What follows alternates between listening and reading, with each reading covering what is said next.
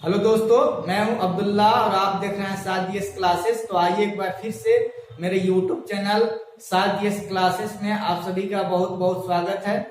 आज हम फिर क्लास 10 का एनसीईआरटी बुक का सब्जेक्ट मैथ का कुछ क्वेश्चन लेकर के आए हुए हैं और ये क्वेश्चन जो है ये 12.3 से संबंधित है।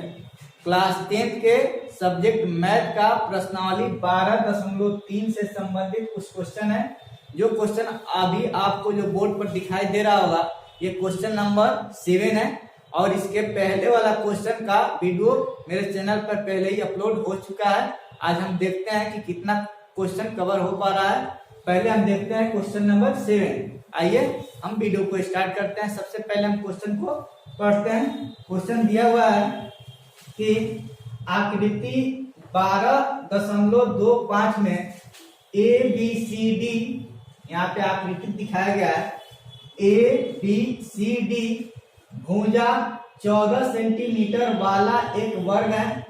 ए बी सी और डी को केंद्र मानकर 4 वृत्त इस प्रकार खींचे गए हैं कि प्रत्येक वृत्त 3 शेष वृत्तों में से 2 वृत्तों को बाह्य रूप से स्पर्श करता है। तो छायांकित भाग का क्षेत्रफल क्या होगा वो हमको ज्ञात करके और बताना है। तो जैसा कि यहाँ पे फिगर में दिखाया गया है कि ए बी सी डी का वर्ग है और इसका भुजा दिया हुआ है 14 सेंटीमीटर और इस वर्ग ए बी सी डी के शीर्ष ए बी सी और डी को केंद्र मान करके यहाँ पे 4 वृत्त यहाँ पे खींचा गया और प्रत्येक वृत्त जो है अन्य 2 वृत्तों से बाह्य रूप से क्या कर रहा है, स्पर्श कर रहा है। तो निश्चित रूप से जब यहाँ पे ये वृत्त खींचा गया है तो ये वृत्त जब इस वृत्त से स्पर्श कर रहा है तो यहाँ से यहाँ इस वृत्त का त्रिज्या होगा और यहाँ से यहाँ इस वृत्त का त्रिज्या होगा और सभी वृत्त का जो त्रिज्या है बराबर है। इस वजह से इसका मतलब ये हुआ कि प्रत्येक वृत्त का जो त्रिज्या होगा वो इस वर्ग के भुजा के आधा होगा। दैट इज यहाँ से यहाँ तक कितना है 7 और यहाँ से यहाँ 7, तब ये पूरा मिलकर के 14 सेंटीमीटर इस वर्ग का भुजा दिया हुआ है। तो इसका मतलब ये हुआ कि जो 4 वृत्त खींचा गया है उस चारों वृत्त का जो त्रिज्या होगा वो 7 सेंटीमीटर होगा। तो हमको इस छायांकित भाग का ये बीच वाला जो छायांकित भाग है ये वाला इसका हम क्षेत्रफल हमको क्या करना है, निकाल करके बताना है। तो इसमें क्या कर देंगे, इसको निकालने के लिए इस वर्ग के क्षेत्रफल में से यहाँ पे जो त्रिज्यखंड 1 2 3 4 इस चारों त्रिज्यखंड का क्षेत्रफल इस वर्ग के क्षेत्रफल में से घटा लेंगे तो इस छायांकित भाग का क्षेत्रफल हमको क्या हो जाएगा, प्राप्त हो जाएगा। तो इस त्रिज्यखंड का क्षेत्रफल कैसे निकालेंगे, तो मेरे पास त्रिज्यखंड के निकालने के लिए त्रिज्यखंड के फॉर्मूला निकालने के लिए एक फॉर्मूला है थीटा बटा 360 और इंटू पाई आर स्क्वायर, जहाँ पे आर जो होता है वह वृत्त का त्रिज्या होता है और थीटा जो होता है उसके केंद्र पर अंतरित कोण का मान होता है। तो यहाँ पे चूंकि यहाँ पे ये जो कोण है यह वर्ग के लिए भी कोण है और इस वृत्त के केंद्र पर बना हुआ कोण है और वर्ग का प्रत्येक कोण जो होता है वो 90 डिग्री का होता है। इसलिए यहाँ पे ये जो कोण बनेगा ये कितना का होगा, 90 डिग्री का होगा। तो प्रत्येक त्रिज्यखंड का जो केंद्र पर अंतरित कोण का मान होगा वो 90 डिग्री का होगा और इस तरह का 4 त्रिज्यखंड बन रहा है तो उसको चारों को निकालने के लिए 1 से 1 को निकाल करके और 4 से क्या करना होगा, गुना करना होगा। तो चारों का निकल जाएगा और उसको वर्ग के क्षेत्रफल में से घटा लेंगे तो छायांकित भाग का क्षेत्रफल हमको प्राप्त हो जाएगा। चलिए आइए निकालते हैं। छायांकित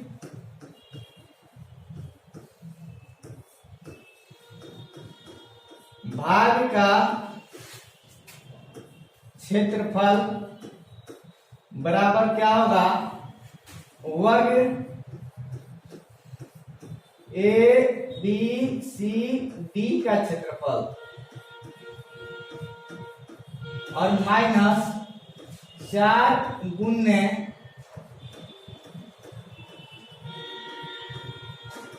त्रिज्यखंड का क्षेत्रफल वर्ग ए बी सी डी का क्षेत्रफल हम जानते हैं कि वर्ग का क्षेत्रफल क्या होता है, भुजा स्क्वायर। भुजा दिया हुआ 14 सेंटीमीटर, तो यहाँ पे 14 का स्क्वायर हो जाएगा, और माइनस 4, और त्रिज्यखंड का क्षेत्रफल थीटा बटा 360 पाई आर स्क्वायर। थीटा का वैल्यू यहाँ पे कितना है 90, तो 90 बटा 360 और इंटू पाई आर स्क्वायर। पाई का वैल्यू 22 बटा 7 लेंगे क्योंकि क्वेश्चन में गिवन नहीं है, और आर का वैल्यू दैट इज त्रिज्या का वैल्यू लेंगे 7 गुने 7। 7 से 7 कैंसिल हो गया, ये 0 से 0 कैंसिल हो गया, 9 चौको 36, यहाँ से 4 से 4 भी कैंसिल हो गया, बचा कितना 14 पे 14 का स्क्वायर करेंगे तो कितना होगा 196 होगा। तो 196 माइनस 7 गुनी 14 के 4 हाथ में 1, 7 गुनी 14 है 15।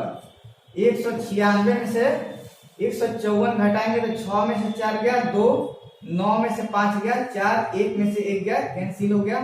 तो इस क्वेश्चन का जो आंसर होगा वह 42 स्क्वायर सेंटीमीटर इसका आंसर आ जाएगा। आशा करते हैं कि ये क्वेश्चन आपको समझ में आया होगा। फिर भी कोई कंफ्यूजन है तो कमेंट करके हमसे पूछ सकते हैं। अब आइए हम देखते हैं क्वेश्चन नंबर 8। क्वेश्चन नंबर 8 भी बोर्ड पर आप सभी को दिखाई दे रहा होगा। क्वेश्चन नंबर 8 में क्या दिया हुआ है, यह हुआ है कि आकृति 12.26 में जो कि यहाँ पे दिखाया गया है, एक दौड़ने का पथ, एक क्या है रेसिंग ट्रैक है, जिसके बाएं और दाएं, ये बाएं और दाएं सिरे पे क्या है और वृत्तकार है। यहाँ पे ये जो है यहाँ पे और यहाँ पे क्या है अर्धवृत्तकार है दोनों तरफ। तो कह रहा है दोनों आंतरिक समानांतर रेखा खंडों के बीच की दूरी 60 मीटर है। इस यहाँ पे जो समानांतर रेखा है ये वाला है और ये वाला है, तो इसके जो बीच की दूरी जो है आंतरिक समानांतर रेखा ये वाला है। आंतरिक वाला कौन है, ये है और ये है। तो इसके बीच के जो दूरी दिया हुआ है यहाँ से यहाँ तक वो कितना दिया हुआ है 60 मीटर दिया हुआ है, यहाँ से यहाँ 60 मीटर। और फिर कह रहा था इनमें से प्रत्येक रेखा खंड 106 मीटर लंबा है, यानी यहाँ से लेकर के यहाँ तक कितना है 106, ये पूरा यहाँ।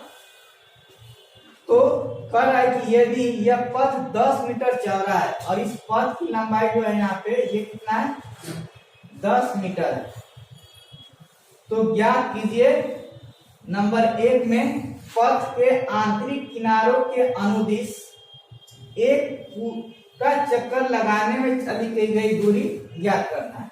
यानी ये जो पथ है इसके आंतरिक यानी ऐसे ऐसे एक चक्कर पूरा करने में जो चली गई दूरी है उसको हमको क्या करना है निकाल करके बताना है, और दूसरा में पथ का क्षेत्रफल निकालना। तो सबसे पहले हम देखते हैं क्वेश्चन नंबर 1 को। तो आंतरिक ये पथ पर जो चली गई दूरी जो है वो कैसे निकालेंगे, तो देखिए यहाँ पे जो ये बन रहा है यहाँ से यहाँ तक इसकी लंबाई 106 मीटर दिया हुआ है क्वेश्चन में। तो 106 यहाँ पे होगा और 106 क्या होगा नीचे होगा, और उसके बाद में ये वाला दूरी भी चला जा रहा है। तो इसका मतलब क्या हुआ ये वाला दूरी और ये वाला दूरी, और 106 प्लस 106 यानी 2 बार 106 चल रहा है, और इधर अर्धवृत्तकार शेप के चल रहा है और इधर भी अर्धवृत्तकार के आकार का चली गई दूरी है। तो अर्धवृत्त यहाँ पे और अर्धवृत्त यहाँ पे, तो ये पूरा एक वृत्त बन जाएगा। तो जो चली गई दूरी होगा वो कितना होगा, नंबर 1 वाला क्वेश्चन, चली गई दूरी जो होगा 2 गुने 106, 2 से गुना इसलिए कि 106 ये और 106 ये, अब पूरा अर्धवृत्त ये यानी अर्धवृत्त ये दोनों मिलकर के एक पूरा वृत्त बनेगा। तो इसका मतलब ये क्या है अर्धवृत्त का क्या है परिधि है, तो दोनों मिलकर के एक पूरा वृत्त बनेगा। दैट इज एक पूरा वृत्त के परिधि को इसमें क्या करना होगा, जोड़ना होगा। तो परिधि क्या होता है वृत्त का, 2πr, 2π, पाई का वैल्यू इसमें भी गिवन नहीं था, 22/7 लेंगे, ले लिए, और इंटू आर। आर कैसे निकालेंगे, तो देखिए ये यहां से यहां तक जो दूरी है वह 60 मीटर है, और इसके लिए इस अर्धवृत्त के लिए क्या कर रहा है, व्यास का काम कर रहा है। तो उसका आधा जो होगा इसका त्रिज्या होगा, दैट इज 30 जो होगा इसका त्रिज्या होगा। तो 30 गुने 30 हो जाए, सिर्फ 2πr होता है तो गुने 30 हो जाएगा।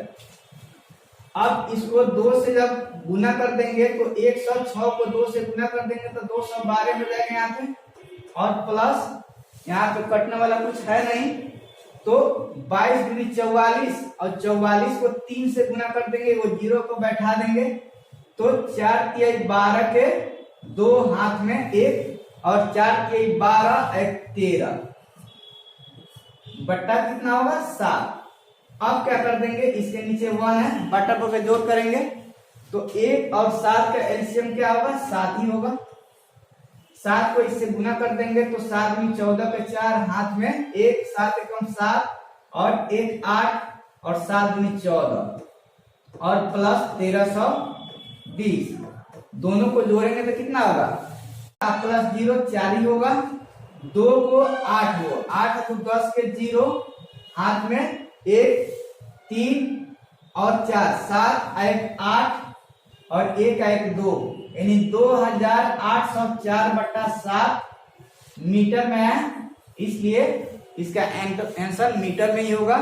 तो क्वेश्चन नंबर 8 का 1 का जो आंसर आएगा वो आपका आएगा 2804/7 मीटर।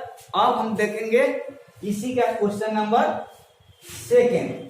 तो क्वेश्चन नंबर 2 के लिए क्या करते हैं, इसको थोड़ा सा हम मिटाते हैं। जल्दी से आप लोग इसका स्क्रीनशॉट ले लें ताकि हम इसको मिटा सके।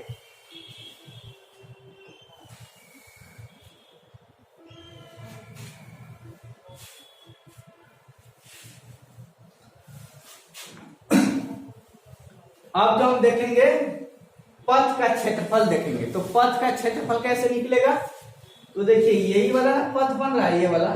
तो इस पथ का क्षेत्रफल निकालने के लिए ये बाहर वाला जो बाउंड्री है इससे जो शेप बन रहा है, तो इसमें क्या क्या शेप बन रहा है, यहां से देखिए ये वाला जो बन रहा है, ये वाला एक आयत बन रहा है, और अंदर भी एक आयत बन रहा है, ठीक है। तो बाहर वाला के यानी ये वाला आयत का क्षेत्रफल यहाँ पे जो बन रहा है, तो इसका लंबाई जो होगा वह 106 ही होगा, और चौड़ाई, क्योंकि पथ का जो चौड़ाई दिया हुआ है 10 दिया हुआ है, तो यहाँ पे एक आयत बन रहा है और यहाँ भी एक आयत बन रहा है।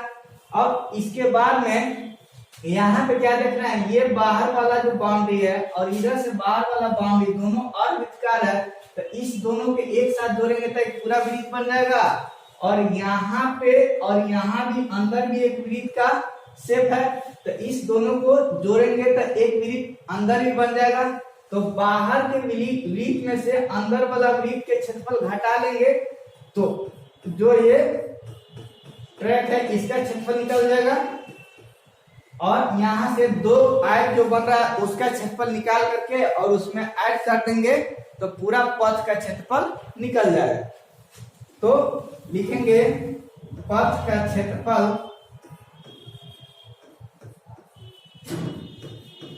बराबर क्या होगा, बाहरी वृत्त का क्षेत्रफल, यानी अर्धवृत्त यहाँ पे और वृत्त यहाँ, पूरा एक वृत्त।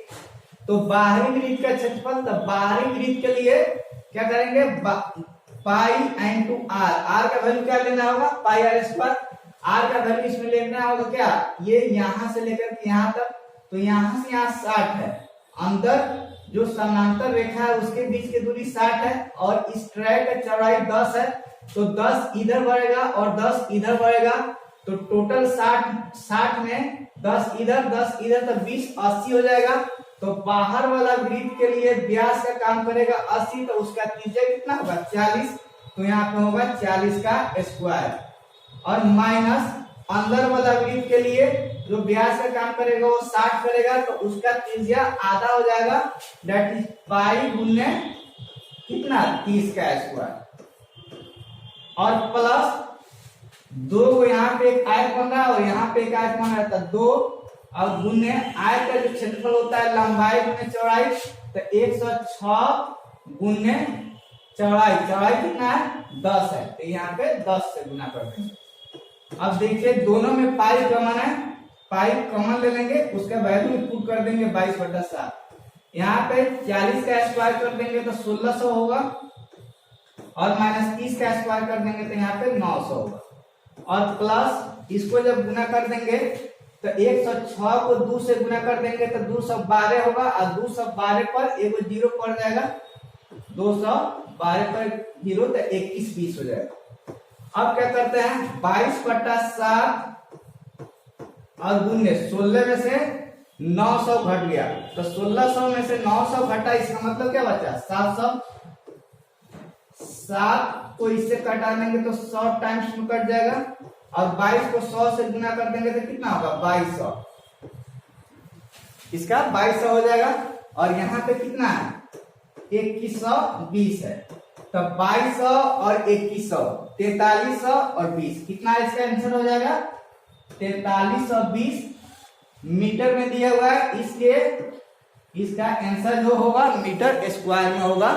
तो इस क्वेश्चन नंबर 8 का सेकेंड क्वेश्चन का जो आंसर होगा वो 4320 स्क्वायर सेंटीमीटर आपका आंसर होगा।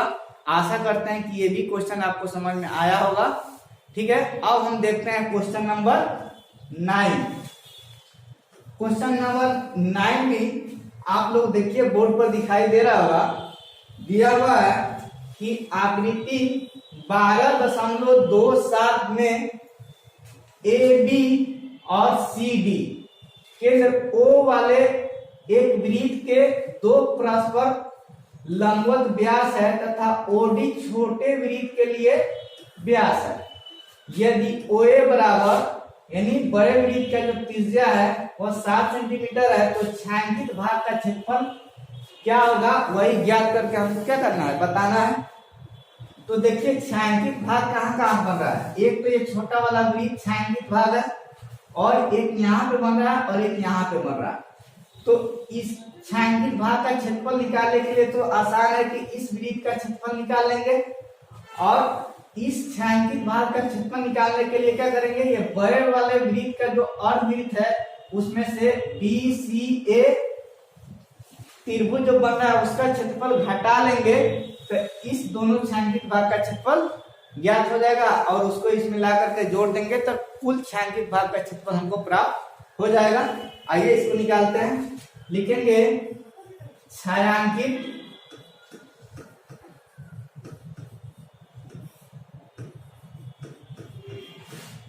भाग का क्षेत्रफल बराबर क्या होगा, छोटे वृत्त का क्षेत्रफल प्लस बड़े अर्ध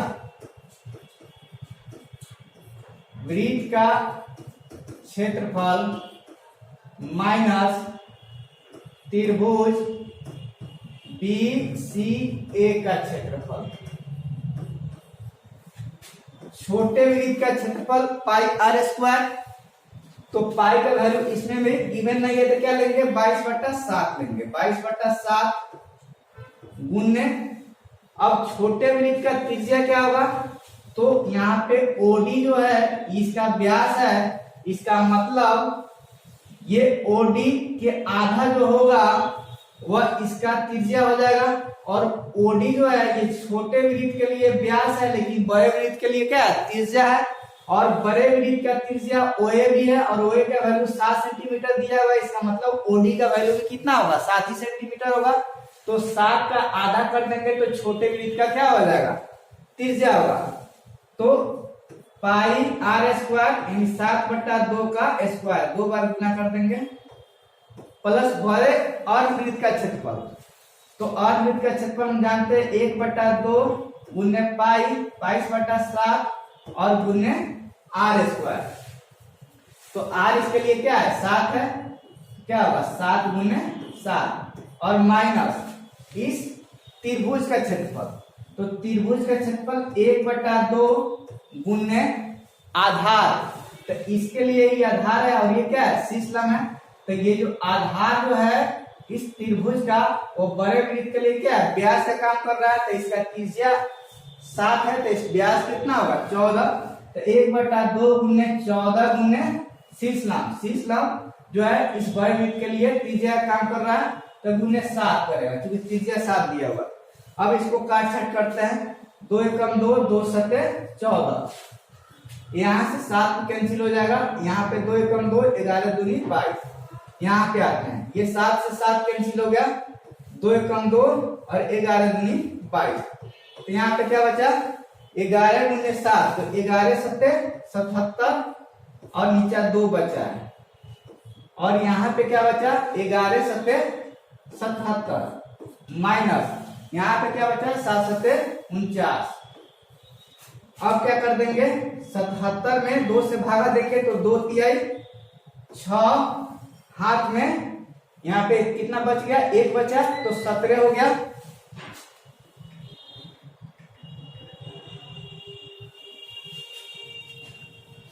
सत्रह 2 ये 6 1 बचा 17।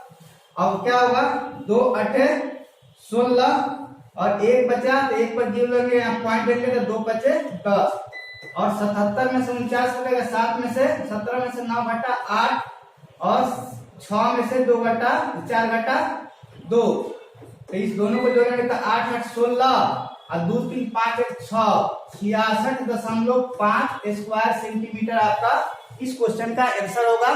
क्योंकि लाइट चली गई इसलिए मेरा चेहरा आपको साफ नहीं दिखाई दे रहा होगा, लेकिन क्वेश्चन आपको साफ दिखाई दे रहा होगा। तो इस क्वेश्चन का जो आंसर होगा 66.5 होगा। चलिए आज का हम वीडियो यहीं पे समाप्त करते हैं क्योंकि लाइट चली गई है। अब इसके बाद वाला क्वेश्चन जो देखेंगे अगले वीडियो में देखेंगे, इसलिए जो बच्चे आज फर्स्ट बार मेरे चैनल को विजिट किए हैं वो मेरे चैनल को सब्सक्राइब करें, उसके बगल वाला जो बेल आइकन है उसे